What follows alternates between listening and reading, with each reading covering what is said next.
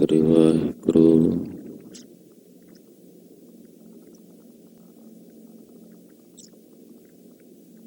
ਇੱਕ ਓੰਕਾਰ ਸਤਿਨਾਮ ਕਰਤਾ ਪੁਰਖ ਨਿਰਭਉ ਨਿਰਵੈਰ ਅਕਾਲ ਮੂਰਤ ਅਜੂਨੀ ਸੈਭੰ ਗੁਰ ਪ੍ਰਸਾਦ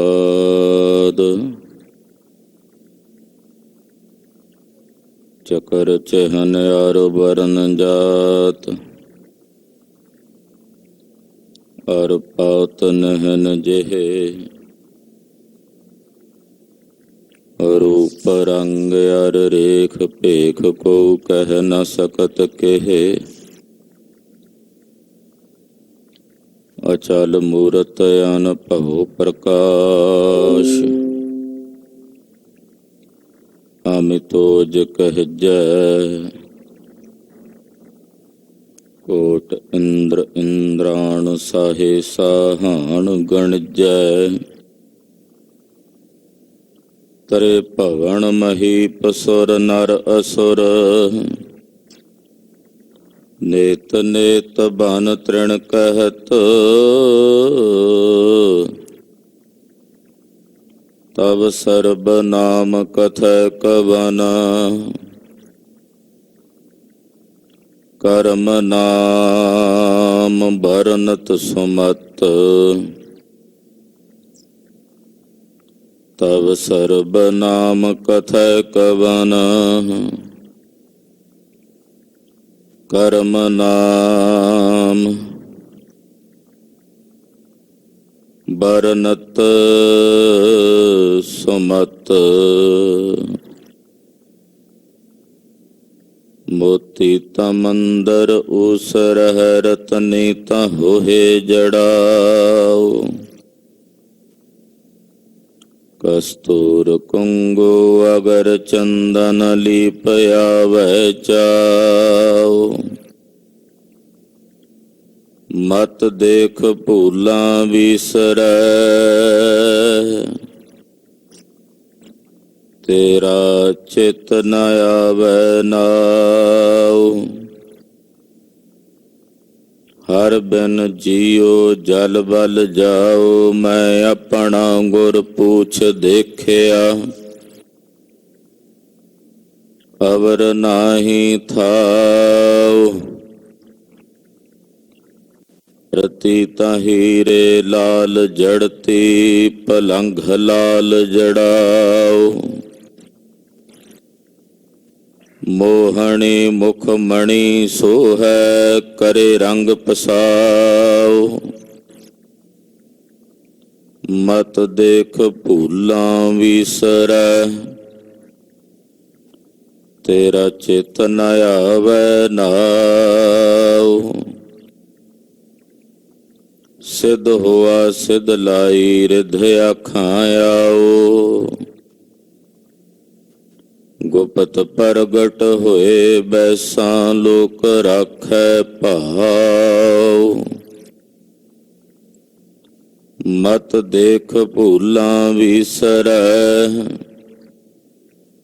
ਤੇਰਾ ਚਿਤ ਨ ਆਵੈ ਨਾਉ ਸੁਲਤਾਨ ਹੋਆ ਮੇਲ ਲਸ਼ਕਰ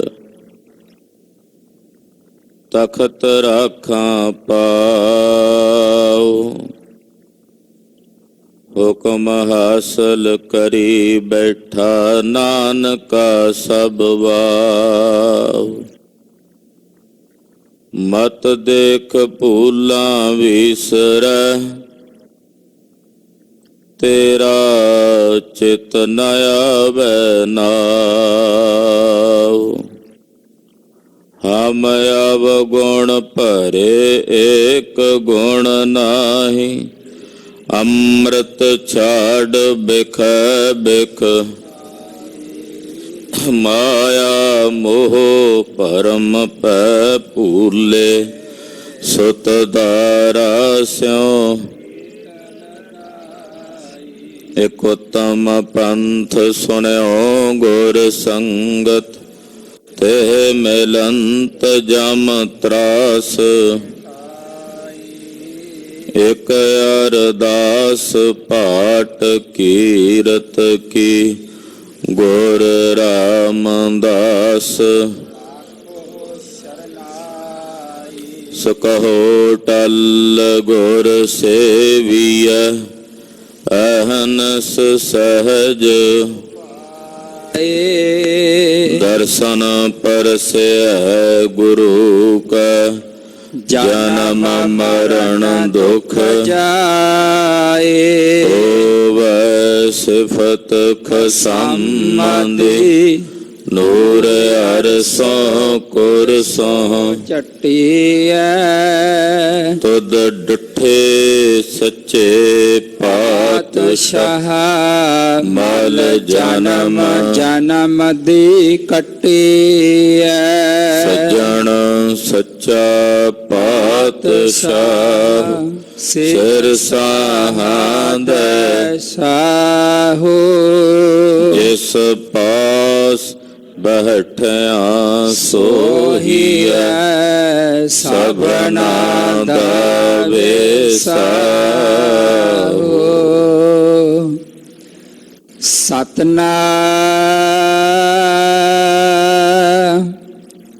ਸ਼੍ਰੀ ਵਾਹਿਗੁਰੂ ਸਾਹਿਬ ਜੀ। ਬਿਲਾਵਲ ਮਹੱਲਾ ਪੰਜਵਾ। ਦੋਵੈ ਥਾਵ ਰੱਖੇ ਗੁਰ ਸੂਰੇ, ਹਾਲਤ ਪਾਲਤ ਪਾਰ ਬ੍ਰਹਮ ਸਵਾਰੇ, ਕਾਰਜ ਹੋਏ ਸਗਲੇ ਪੂਰੇ। ਦੋਵੈ ਥਾਵ ਰੱਖੇ ਗੁਰ ਸੂਰੇ, ਹਾਲਤ ਪਾਲਤ ਪਾਰ ਬ੍ਰਹਮ ਸਵਾਰੇ, ਕਾਰਜ ਹੋਏ ਸਗਲੇ ਪੂਰੇ। ਰਹਾਉ ਹਰ ਹਰ ਨਾਮ ਜਪਤ ਸੁਖ ਸਹਜੇ, ਮੱਜਨ ਹੋਵਤ ਸਾਧੂ ਤੂਰੇ। ਆਵਣ ਜਾਣ ਰਹੇ ਥਿਤ ਪਾਈ, ਜਨਮ ਮਰਨ ਕੇ ਮਿਟੇ ਬੇਸੂਰੇ। ਭ੍ਰਮ ਭੈ ਤਰੇ ਛੂਟੇ ਭੈ ਜਮ ਕੇ, ਘਟ ਘਟ ਏਕ ਰਹਿਆ ਪਰ ਪੂਰੇ। ਨਾਨਕ ਸਰਨ ਪਰਿਓ ਦੁਖ ਭੰਜਨ, ਅੰਤਰ ਬਾਹਰ ਪੇਖ ਹਜੂਰੇ। ਭ੍ਰਮ ਭੈ ਤਰੇ ਛੂਟੇ ਭੈ ਜਮ ਕੇ, ਘਟ ਘਟ ਏਕ ਰਹਿਆ ਪਰ ਪੂਰੇ। ਨਾਨਕ ਸਰਨ ਪਰਿਓ ਦੁਖ ਭੰਜਨ, ਅੰਤਰ ਬਾਹਰ ਪੇਖ ਹਜੂਰੇ। ਵਾਹਿਗੁਰੂ ਜੀ ਕਾ ਖਾਲਸਾ, ਵਾਹਿਗੁਰੂ ਜੀ ਕੀ ਫਤਿਹ। परम सम्मान योग सत्कार योग गुरु की साजी और नवाजी हुई ਗੁਰੂ ਕਾ ਖਾਸ ਰੂਪ, ਗੁਰੂ ਖਾਲਸਾ ਸਾਧ ਸੰਗਤ ਜੀਓ, ਧੰਤਾ ਦੇ ਪਾਤਰ ਹੋ। ਸਾਹਿਬ ਨੌਵੇਂ ਪਾਤਸ਼ਾਹ ਜਗਤ ਗੁਰੂ ਸ੍ਰੀ ਗੁਰੂ ਤੇਗ ਬਹਾਦਰ ਸਾਹਿਬ ਜੀ ਮਹਾਰਾਜ ਜੀ ਦੇ ਪਰਮ ਪਵਿੱਤਰ ਪਾਵਨ ਚਰਨ ਛੋਹ ਪ੍ਰਾਪਤ ਇਤਿਹਾਸਕ ਸਥਾਨ ਗੁਰਦੁਆਰਾ ਸ੍ਰੀ ਦੁੱਖ ਨਿਵਾਰਨ ਸਾਹਿਬ ਜੀ ਦੇ ਪਵਿੱਤਰ ਪਾਵਨ ਸੱਚਖੰਡ ਦਰਬਾਰ ਅੰਦਰ ਹਾਜ਼ਰੀਆਂ ਭਰ ਕੇ ਦੀਨ ਦੁਨੀਆ ਦੇ ਵਾਲੀ ਵਾਲੀਏ ਕੋਲ ਆਲਮ ਨੂਰੇ ਸਰਵਰੇ ਕਾਇਨਾਤ ਸਰਬ ਸਾਂਝੀ ਵਾਲਤਾ ਦੇ ਸਾਂਝੇ ਰਹਿਬਰ ਕਲਯੁਗੀ ਜੀਵਾਂ ਦੇ ਉਧਾਰ ਕਰਤਾ ਸਤਿਗੁਰੂ ਸ੍ਰੀ ਗੁਰੂ ਗ੍ਰੰਥ ਸਾਹਿਬ ਜੀ ਮਹਾਰਾਜ ਜੀ ਦੇ ਦਰਸ਼ਨ ਪਰਸ ਰਹੇ ਹੋ। ਅੰਮ੍ਰਿਤਮਈ ਧੁਰ ਕੀ ਬਾਣੀ ਸ੍ਰੀ ਆਸਾ ਜੀ ਦੀ ਵਾਰ ਦੇ ਸ਼ਬਦ ਕੀਰਤਨ ਰਾਗੀ ਸਿੰਘਾਂ ਦੀ ਰਸਨਾ ਤੋਂ ਬਹੁਤ ਹੀ ਅਦਬ ਸਤਿਕਾਰ ਸ਼ਰਧਾ ਸਹਿਤ ਆਪ ਜੀ ਨੇ ਸਰਵਣ ਕੀਤੇ ਹਨ। ਉਪਰੰਤ ਸਤਿਗੁਰਾਂ ਵੱਲੋਂ ਬਖਸ਼ਿਸ਼ ਕੀਤੇ ਗਏ ਪਾਵਨ ਸ੍ਰੀ ਮੁਖ ਵਾਕ ਭਾਈ ਸਾਹਿਬ ਦੀ ਰਸਨਾ ਤੋਂ ਹੁਣੇ ਆਪ ਜੀ ਨੇ ਸਰਵਣ ਕੀਤੇ ਹਨ। ਆਓ ਕੁਝ ਸਮੇਂ ਲਈ ਸੁਰਤੀਆਂ ਬਿਰਤੀਆਂ ਇਕਾਗਰ ਕਰੀਏ। ਸਾਹਿਬ ਪੰਚਮ ਗੁਰਦੇਵ ਸ਼ਹੀਦਾਂ ਦੇ ਸਰਤਾਜ ਬਾਣੀ ਦੇ ਰਚਨਹਾਰ ਸਤਿਗੁਰੂ ਧੰਨ ਧੰਨ ਸ੍ਰੀ ਗੁਰੂ ਅਰਜਨ ਦੇਵ ਸਾਹਿਬ ਜਗਤਨਾਥ ਸਤਿਗੁਰਾਂ ਦੇ ਪਾਵਨ ਪਵਿੱਤਰ ਚਰਨ ਕਮਲਾਂ ਦਾ ਧਿਆਨ ਆਪਣੇ ਹਿਰਦਿਆਂ 'ਚ ਵਸਾਉਂਦਿਆਂ ਆਪ ਦੇ ਜੀਵਨ ਤੇ ਰਸਨਾ ਦੇ ਕਲਿਆਣ ਨਿਮਿਤ ਆਖੀਏ ਜੀ ਸਤਨਾਮ ਸ੍ਰੀ ਵਾਹਿਗੁਰੂ ਸਾਹਿਬ ਜੀ। ਸਤਨਾਮ ਸ੍ਰੀ ਵਾਹਿਗੁਰੂ ਸਾਹਿਬ ਜੀ। ਬਿਲਾਵਲ ਮਹੱਲਾ ਪੰਜਵਾ। ਦੋਵੈ ਥਾਵ ਰੱਖੇ ਗੁਰ ਸੂਰੇ। ਰਾਗ ਬਿਲਾਵਲ ਹੈ। ਸਾਹਿਬ ਪੰਚਮ ਪਾਤਸ਼ਾਹ ਧੰਨ ਗੁਰੂ ਅਰਜਨ ਦੇਵ ਸਾਹਿਬ ਜੀ ਮਹਾਰਾਜ ਜੀ ਦਾ ਉਚਾਰਨ ਕੀਤਾ ਹੋਇਆ ਪਾਵਨ ਪਵਿੱਤਰ ਸ੍ਰੀ ਮੁਖ ਵਾਕ ਸ਼ਬਦ ਹੈ। ਦੋਵੈ ਥਾਵ ਰੱਖੇ ਗੁਰ ਸੂਰੇ। ਦੋਹਾਂ ਥਾਵਾਂ ਤੇ ਸਲੋਕ ਵਿੱਚ ਵੀ ਤੇ ਪਰਲੋਕ ਵਿੱਚ ਵੀ ਸਾਡੇ ਸੂਰਮੇ ਗੁਰੂ ਨੇ ਸਾਡੇ ਤੇ ਤਰਸ ਕੀਤਾ ਹੈ, ਦਇਆ ਕੀਤੀ ਹੈ, ਸਾਨੂੰ ਰੱਖ ਲਿਆ। ਗੁਰਬਾਣੀ ਵਿੱਚ ਸਤਿਗੁਰਾਂ ਨੂੰ ਸੂਰਮੇ ਸ਼ਬਦ ਨਾਲ ਸੰਬੋਧਨ ਵੀ ਕੀਤਾ ਹੈ। ਕਬੀਰ ਸਤਿਗੁਰ ਸੂਰਮੇ ਬਾਹਿਆ ਬਾਨ ਜੋ ਏਕ। ਸਤਿਗੁਰੂ ਜੀ ਸੂਰਮੇ ਨੇ। ਬਾ ਕਵੀ ਰਾਜ ਭਾਈ ਸਾਹਿਬ ਭਾਈ ਸੰਤੋਖ ਸਿੰਘ ਜੀ ਗੁਰੂ ਕਲਗੀਧਰ ਬਾਬਤ ਲਿਖਦੇ ਨੇ, ਸ੍ਰੀ ਗੁਰੂ ਗੋਬਿੰਦ ਸਿੰਘ ਸਾਹਿਬ ਜੀ ਮਹਾਰਾਜ ਪਰਮ ਸੂਰ ਹਨ। ਉਹ ਮਹਾਨ ਪਰਉਪਕਾਰੀ ਵੀ ਨੇ ਤੇ ਸੂਰਮੇ ਵੀ ਨੇ। ਦੂਸਰੇ ਭਾਈ ਗੁਰਦਾਸ ਜੀ ਕਹਿੰਦੇ ਵਹਿ ਪ੍ਰਗਟਿਓ ਮਰਦ ਅਗਮੜਾ ਵਰਿਆਮ ਅਕੇਲਾ ਵਾਹੋ ਵਾਹੋ ਗੋਬਿੰਦ ਸਿੰਘ ਆਪੇ ਗੁਰ ਚੇਲਾ। ਸਤਿਗੁਰੂ ਜੀ ਸੂਰਮੇ ਹਨ। ਆਪਣੇ ਬਚਨਾਂ ਰੂਪੀ ਬਾਣਾ ਨਾਲ ਗੁਰਸਿੱਖ ਦੇ ਭਰਮ ਨੂੰ ਕੱਟ ਦਿੰਦੇ ਨੇ। ਕਿਸੇ ਦੇ ਅੰਦਰ ਦਾ ਭਰਮ ਨਿਵਾਰਨਾ ਬੜੀ ਸੂਰਮਤਾਈ ਚਾਹੀਦੀ ਹੈ। ਔਰ ਇਹ ਸੂਰਮਤਾਈ ਕੇਵਲ ਪੂਰੇ ਗੁਰੂ ਕੋਲ ਹੈ ਭਰਮ ਦੀ ਨਿਰਵਿਰਤੀ ਕਰਨੀ। ਕੱਚੇ ਪਿੱਲੇ ਤਾਂ ਆਪ ਭਰਮ ਚ ਹੁੰਦੇ ਨੇ, ਉਹ ਕਿਸੇ ਦੂਜੇ ਦਾ ਭਰਮ ਕੀ ਨਿਵਾਰਨਗੇ। ਸਤਿਗੁਰੂ ਜੀ ਦੇ ਸ਼ਰਨ ਵਿੱਚ ਜੇ ਕੋਈ ਭਰਮਗ੍ਰਸਤ ਪ੍ਰਾਣੀ ਆਉਂਦਾ ਹੈ, ਕਿਤਨਾ ਮਰਜੀ ਭਲੀ ਭਰਮ ਹੋਵੇ ਉਹਦੇ ਹਿਰਦੇ ਵਿੱਚ, ਉਸ ਭਰਮ ਨੂੰ ਨਿਵਾਰਨ ਵਿੱਚ ਸਤਿਗੁਰੂ ਜੀ ਸક્ષਮ ਨੇ। ਔਰ ਅੱਖ ਦੇ ਫੋਰ ਵਿੱਚ ਆਪਣੇ ਸੇਵਕ ਦੇ ਅੰਦਰ ਦਾ ਭਰਮ ਸਤਿਗੁਰੂ ਜੀ ਨਿਵਾਰ ਦਿੰਦੇ ਨੇ। ਇਸ ਕਰਕੇ ਗੁਰੂ ਨੂੰ ਸੂਰਮਾ ਕਿਹਾ। ਸਤਿਗੁਰੂ ਜੀ ਸੂਰੇ ਨੇ ਤੇ ਪੂਰੇ ਗੁਰੂ ਸੂਰੇ ਨੇ। ਸਾਡੇ ਤੇ ਤਰਸ ਕੀਤਾ ਹੈ, ਦਇਆ ਕੀਤੀ ਹੈ, ਸਾਨੂੰ ਦੋਹਾਂ ਜਹਾਨਾਂ 'ਚ ਰੱਖ ਲਿਆ।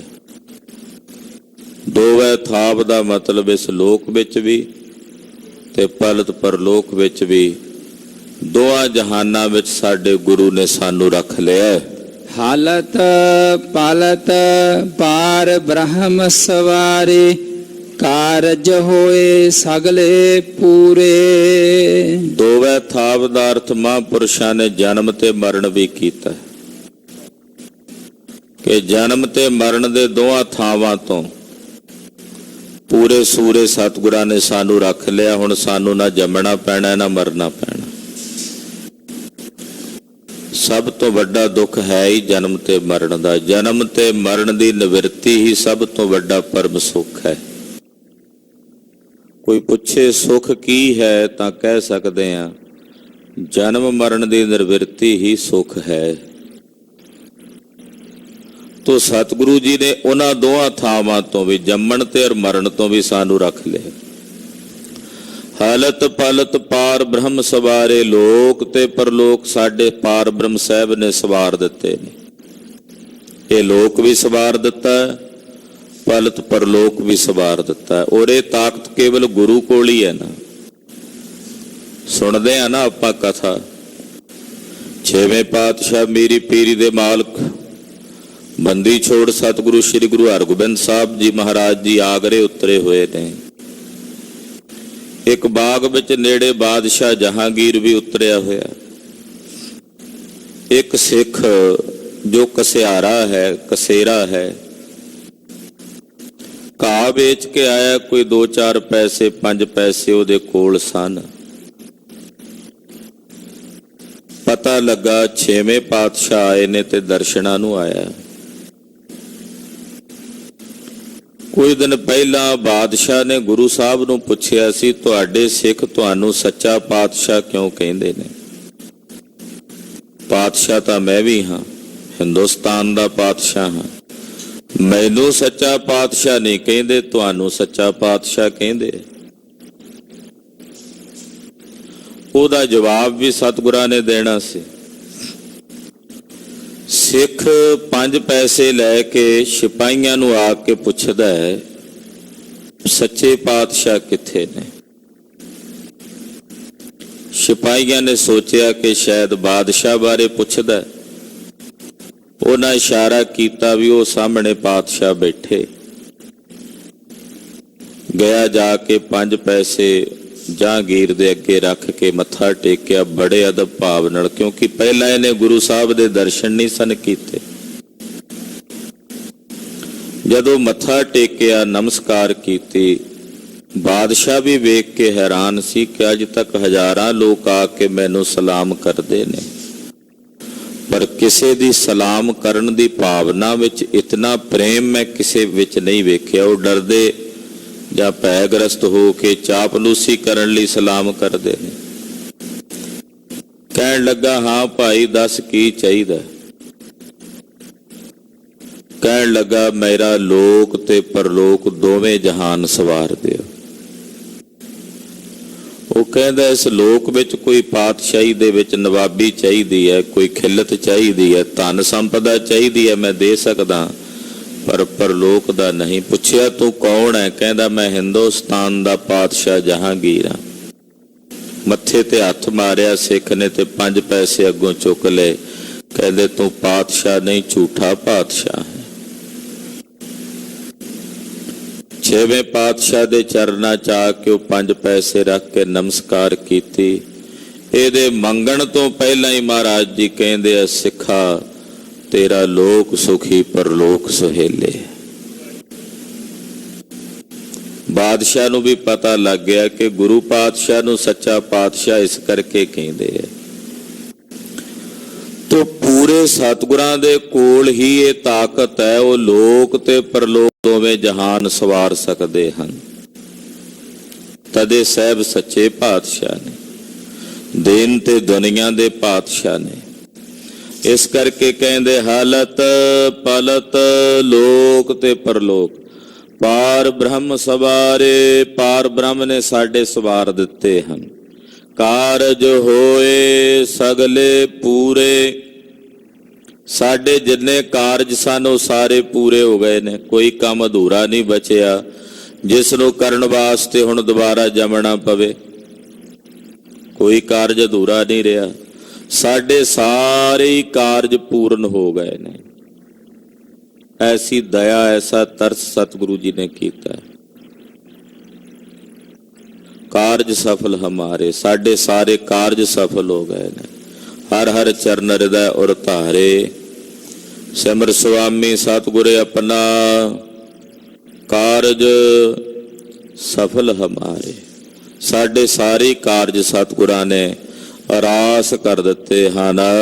ਰਹਾਉ ਹਰ ਹਰ ਨਾਮ ਜਪਤ ਸੁਖ ਸਹਿਜ, ਮੱਜਣ ਹੋਵਤ ਸਾਧੂ ਧੂਰੇ। ਹਰੀ ਅਕਾਲ ਪੁਰਖ ਵਾਹਿਗੁਰੂ ਪਰਮੇਸ਼ਰ ਦਾ ਨਾਮ ਜਪੋ ਭਾਈ, ਫਿਰ ਸਹਿਜ ਦਾ ਸੁਖ ਪ੍ਰਾਪਤ ਹੋਵੇਗਾ, ਟਿਕਾ ਆਵੇਗਾ। ਨਾਮ ਜਪੇ ਬਿਨਾ ਹਿਰਦਾ ਟਿਕ ਨਹੀਂ ਸਕਦਾ, ਇਹ ਗੱਲ ਪੱਕੀ ਹੈ। ਸਤਿਗੁਰੂ ਜੀ ਨੇ ਬਾਰੰਬਾਰ ਨਾਮ ਜਪਣ ਦੀ ਪ੍ਰੇਰਣਾ ਕੀਤੀ ਹੈ, ਕਿਉਂਕਿ ਮਨ ਦਾ ਟਿਕਾ ਉਹ ਕੇਵਲ ਨਾਮ ਦੁਆਰਾ ਹੋ ਸਕਦਾ ਹੈ। ਜਿਵੇਂ ਜਿਵੇਂ ਨਾਮ ਦੀ ਕਮਾਈ ਕਰਾਂਗੇ ਮਨ ਇਕਾਗਰ ਹੋਵੇਗਾ। ਮਨ ਦੀਆਂ ਖਿੰਡੀਆਂ ਹੋਈਆਂ ਬਿਰਤੀਆਂ ਇੱਕ ਜਗ੍ਹਾ ਤੇ ਕੇਂਦਰਿਤ ਹੋਣਗੀਆਂ। ਬਿਨਾਂ ਨਾਮ ਦੇ ਜਾਪ ਤੋਂ ਮਨ ਇਕਾਗਰ ਨਹੀਂ ਹੋ ਸਕਦਾ। ਇਸ ਕਰਕੇ ਸਾਹਿਬ ਕਹਿੰਦੇ ਹਰੀ ਦਾ ਨਾਮ ਜਪਦਿਆਂ ਸਹਿਜ ਦਾ ਸੁਖ ਪ੍ਰਾਪਤ ਹੋਵੇਗਾ। ਸਹਿਜ ਟਿਕਾ, ਸਹਿਜ ਦਾ ਅਰਥ ਕਰਾਂਗੇ ਟਿਕਾ। ਮਨ ਦਾ ਟਿਕਾ ਲੈਣ ਵਾਸਤੇ ਬੰਦਾ ਕੀ ਨਹੀਂ ਕਰਦਾ। ਕਹਿੰਦਾ ਦਿਨ ਰਾਤ ਕੰਮਕਾਰ ਕਰ ਕਰਕੇ ਹੰਬ ਗਿਆ, ਥੱਕ ਗਿਆ ਮਸ਼ੀਨ ਵਾਂਗੂ, ਮੈਂ ਚੱਲਿਆ ਕੁਝ ਸਮੇਂ ਲਈ ਮਨ ਦੇ ਟਿਕਾ ਲਈ। ਕਿੱਥੇ? ਪਹਾੜਾਂ 'ਚ ਚੱਲਿਆ। ਉੱਥੇ ਜਾ ਕੇ ਕੁਝ ਸਮੇਂ ਲਈ ਮਨ ਦਾ ਟਿਕਾ ਮਿਲੇਗਾ। ਜਾਂਦਾ ਇੱਕ ਦਿਨ ਨਹੀਂ ਉੱਥੇ ਕੱਟਦਾ, ਫਿਰ ਮਨ ਕਾਹਲਾ ਪੈਂਦਾ, ਚੱਲ ਛੇਤੀ ਚੱਲੀਏ। ਟਿਕਾ ਲੈਣਾ ਮਨ ਦਾ। ਕਹਿੰਦਾ ਕਿਸੇ ਸਮੁੰਦਰ ਦੇ ਕਿਨਾਰੇ ਚੱਲ ਕੇ ਬੈਠਦੇ ਆ, ਕਿਸੇ ਨਦੀ ਕਿਸੇ ਦਰਿਆ ਦੇ ਕਿਨਾਰੇ ਚੱਲ ਕੇ ਬੈਠਦੇ ਆ। ਝੱਟ ਨਹੀਂ ਬਹਿ ਸਕਦਾ ਉੱਥੇ, ਫਿਰ ਭੱਜਦਾ, ਕਿਉਂਕਿ ਮਨ ਦਾ ਟਿਕਾ ਇਹਨਾਂ ਥਾਵਾਂ ਤੇ ਭਰਮਣ ਨਾਲ ਨਹੀਂ ਮਿਲਣਾ। ਪਾਤਸ਼ਾਹ ਕਹਿੰਦੇ ਇਸ ਮਨ ਦਾ ਟਿਕਾ ਕੇਵਲ ਨਾਮ ਦੇ ਜਾਪ ਦੁਆਰਾ ਹੀ ਹੋ ਸਕਣਾ ਹੈ। ਜਦੋਂ ਹਰੀ ਦਾ ਨਾਮ ਜਪੀਏ ਤੇ ਫਿਰ ਇਹ ਸਹਿਜ ਦਾ ਸੁਖ ਮਨ ਦੇ ਟਿਕਾ ਦੀ ਅਵਸਥਾ ਪ੍ਰਾਪਤ ਹੋ ਜਾਂਦੀ। ਜਦੋਂ ਮਨ ਟਿਕ ਜਾਂਦਾ ਤੇ ਬੜਾ ਕੁਝ ਵੇਖਦਾ। ਜਦੋਂ ਤੱਕ ਮਨ ਟਿਕਦਾ ਨਹੀਂ ਉਦੋਂ ਤੱਕ ਅੱਖਾਂ ਅੱਗੋਂ ਕੁਝ ਵੀ ਲੰਘੀ ਜਾਏ ਸਾਨੂੰ ਨਹੀਂ ਪਤਾ। ਕੋਲ ਢੋਲ ਵੱਜੀ ਜਾਣ, ਕੋਈ ਕੁਝ ਪਿਆ ਕਹੇ, ਨਹੀਂ ਸੁਣਾਈ ਦਿੰਦਾ ਜੇ ਮਨ ਨਾ ਟਿਕਿਆ ਹੋਵੇ। ਜਦੋਂ ਮਨ ਟਿਕਦਾ ਹੈ ਉਨਮਨੀ ਅਵਸਥਾ ਵਿੱਚ, ਫਿਰ ਇਹ ਤਿੰਨਾਂ ਲੋਕਾਂ ਦੀਆਂ ਬਾਤਾਂ ਕਹਿਣ ਜੋਗਾ ਹੋ ਜਾਂਦਾ ਹੈ। ਇਹ ਮਾਨਸੀ ਸ਼ਕਤੀ ਇਤਨੀ ਪ੍ਰਬਲ ਸ਼ਕਤੀ ਹੈ, ਜਦੋਂ ਇਹ ਜਾਗਰਤ ਹੁੰਦੀ ਹੈ ਸਾਧਨਾ ਦੁਆਰਾ, ਨਾਮ ਦੀ ਕਮਾਈ ਦੁਆਰਾ, ਤਾਂ ਇਹ ਸ਼ਕਤੀ, ਇਹ ਊਰਜਾ ਪਰਮਾਰਥ ਵਾਲੇ ਪਾਸੇ ਨੂੰ ਵਹਿ ਟੁਰਦੀ ਹੈ। ਕਈਆਂ ਦੀ ਇਹ ਊਰਜਾ ਭਟਕ ਵੀ ਜਾਂਦੀ ਹੈ। ਉਹ ਛੋਟੀਆਂ ਮੋਟੀਆਂ ਕਰਾਮਾਤਾਂ, ਰਿੱਧੀਆਂ ਸਿੱਧੀਆਂ ਵਿੱਚ ਵੀ ਭਰਮ ਜਾਂਦੇ ਹਨ। ਗੁਰੂ ਕਿਰਪਾ ਦੁਆਰਾ ਜਿਨ੍ਹਾਂ ਤੇ ਸਤਿਗੁਰਾਂ ਦੀ ਦਇਆ ਹੈ, ਤਰਸ ਹੈ, ਉਹਨਾਂ ਅੰਦਰੋਂ ਉਪਜੀ ਹੋਈ ਇਹ ਮਾਨਸੀ ਸ਼ਕਤੀ, ਊਰਜਾ ਪਰਮਾਰਥ ਵਾਲੇ ਪਾਸੇ ਵਹਿ ਟੁਰਦੀ ਹੈ। ਹਰੀ ਦੇ ਨਾਮ ਦੇ ਜਾਪ ਤੋਂ ਬਿਨਾਂ ਮਨ ਦਾ ਟਿਕਾ ਨਹੀਂ ਹੈ। ਅਸੀਂ ਸਿਮਰਨ ਕਰਨਾ, ਨਾਮ ਜਪਣਾ, ਮਨ ਨੂੰ ਟਿਕਾਉਣ ਵਾਸਤੇ ਜਪਣਾ। ਜੇ ਮਨ ਪਹਿਲਾਂ ਹੀ ਟਿਕਿਆ ਹੋਵੇ ਫਿਰ ਤਾਂ ਸਿਮਰਨ ਦੀ ਲੋੜ ਨਹੀਂ ਨਾ ਹੈ। ਅਸੀਂ ਕਹਿੰਦੇ ਜੀ ਸਾਡਾ ਸਿਮਰਨ 'ਚ ਮਨ ਟਿਕਦਾ ਨਹੀਂ ਹੈ। ਟਿਕਾਉਣ ਵਾਸਤੇ ਤਾਂ ਸਿਮਰਨ ਕਰਨਾ ਭਾਈ। ਜੇ ਟਿਕ ਗਿਆ ਫਿਰ ਤਾਂ ਸਿਮਰਨ ਦੀ ਲੋੜ ਹੀ ਕੋਈ ਨਹੀਂ, ਫਿਰ ਤਾਂ ਟਿਕ ਗਿਆ। ਸਿਮਰਨ ਕੀਤਾ ਹੀ ਇਸ ਕਰਕੇ ਜਾਂਦਾ ਹੈ, ਜਾਪ ਜਪੇ ਹੀ ਇਸ ਕਰਕੇ ਜਾਂਦਾ ਹੈ ਕਿ ਇਹ ਮਨ ਟਿਕ ਜਾਵੇ। ਪਾਤਸ਼ਾਹ ਇੱਥੇ ਕਹਿ ਰਹੇ ਨੇ ਕਿ ਹਰੀ ਦਾ ਨਾਮ, ਹਰ ਹਰ ਨਾਮ ਜਪਤ ਸੁਖ ਸਹਿਜੇ। ਹਰੀ ਦਾ ਨਾਮ ਜਪਦਿਆਂ ਜਪਦਿਆਂ ਸਹਿਜੇ ਟਿਕਾ ਦਾ ਸੁਖ ਪ੍ਰਾਪਤ ਹੁੰਦਾ ਹੈ। ਮੱਜਨ ਹੋਵਤ ਸਾਧੂ ਧੂਰੇ। ਮਹਾਂਪੁਰਸ਼ਾਂ ਸਾਧੂਆਂ ਦੇ ਇਹੋ ਜਿਹੇ ਜਿਹੜੇ ਸਾਧੂ ਨੇ ਜਿਨ੍ਹਾਂ ਦਾ ਮਨ ਟਿਕ ਗਿਆ ਹੈ, ਉਹਨਾਂ ਦੇ ਚਰਨਾਂ ਦੀ ਧੂੜੀ ਵਿੱਚ ਮੇਰਾ ਮੱਜਨ ਹੋਵੇ, ਉਹਨਾਂ ਦੇ ਚਰਨਾਂ ਦੀ ਧੂੜੀ ਵਿੱਚ ਮੈਂ ਇਸ਼ਨਾਨ ਕਰਾਂ। ਆਵਣ ਜਾਣ ਰਹੇ ਥਿਤ ਪਾਈ, ਜਨਮ ਮਰਨ ਕੇ ਮਿਟੇ ਬਿਸੂਰੇ। ਜਦੋਂ ਸਾਧੂਆਂ ਦੇ ਚਰਨਾਂ ਦੀ ਧੂੜੀ ਦਾ ਇਸ਼ਨਾਨ ਪ੍ਰਾਪਤ ਹੋ ਗਿਆ, ਨਾਮ ਦੇ ਜਾਪ ਦੁਆਰਾ ਮਨ ਟਿਕ ਗਿਆ, ਤੇ ਫਿਰ ਆਵਣ ਜਾਣ ਤੋਂ ਰਹਿਤ ਹੋ ਗਏ, ਥਿਤ ਪਾਈ, ਟਿਕ ਗਏ। ਜਨਮ ਮਰਨ ਕੇ ਮਿਟੇ ਵਸੂਰੇ। ਜਨਮ ਤੇ ਮਰਨ ਦੇ ਜਿਹੜੇ ਝੋਰੇ ਸਨ ਉਹ ਹੁਣ ਮਿਟ ਗਏ ਨੇ, ਨਿਰਵਿਰਤ ਹੋ ਗਏ ਹਨ। ਭ੍ਰਮ ਭੈ ਤਰੇ, ਛੂਟੇ ਭੈ ਜਮ ਕੇ, ਘਟ ਘਟ ਏਕ ਰਹਿਆ ਭਰ ਪੂਰੇ। ਭ੍ਰਮ ਦੂਰ ਹੋ ਗਿਆ, ਭੈ ਮਿਟ ਗਿਆ ਹੈ। ਹੁਣ ਅਸੀਂ ਵੇਖ ਲਿਆ ਕਿ ਉਹ ਇੱਕੋ ਵਾਹਿਗੁਰੂ ਪਰਮੇਸ਼ਰ ਹੈ ਜਿਹੜਾ ਸਰਬ ਥਾਈਂ ਭਰਪੂਰ ਹੈ, ਜੋ ਜ਼ਰਰੇ ਜ਼ਰਰੇ ਵਿੱਚ ਕਣ ਕਣ ਵਿੱਚ ਵਿਆਪਕ ਹੈ। ਨਾਨਕ ਸਰਨ ਪਰਿਓ ਦੁਖ ਭੰਜਨ, ਅੰਤਰ ਬਾਹਰ ਪੇਖ ਹਜੂਰੇ। ਦੁੱਖਾਂ ਨੂੰ ਭੰਨਣ ਵਾਲੇ ਮਾਲਕ ਦੇ ਚਰਨਾਂ ਦੀ ਮੈਂ ਸ਼ਰਨ 'ਚ ਪੈ ਗਿਆ ਹਾਂ। ਹੁਣ ਅੰਦਰ ਬਾਹਰ ਉਸ ਵਾਹਿਗੁਰੂ ਨੂੰ ਹਾਜ਼ਰਾਂ ਹਜ਼ੂਰ ਕਰਕੇ ਵੇਖ ਲਿਆ। ਨੈਣ ਮੀਟਿਆਂ ਅੰਦਰ ਦਿਸਦਾ, ਖੁੱਲਿਆਂ ਬਾਹਰ ਦਸਾਈ ਹੈ। ਅੰਦਰ ਬਾਹਰ ਉਸ ਨੂੰ ਹਾਜ਼ਰਾਂ ਹਜ਼ੂਰ ਕਰਕੇ ਵੇਖ ਲਿਆ, ਜਾਣ ਲਿਆ, ਜਦੋਂ ਮੈਂ ਆਪਣੇ ਮਾਲਕ ਦੀ ਸ਼ਰਨ ਵਿੱਚ ਆ ਗਿਆ।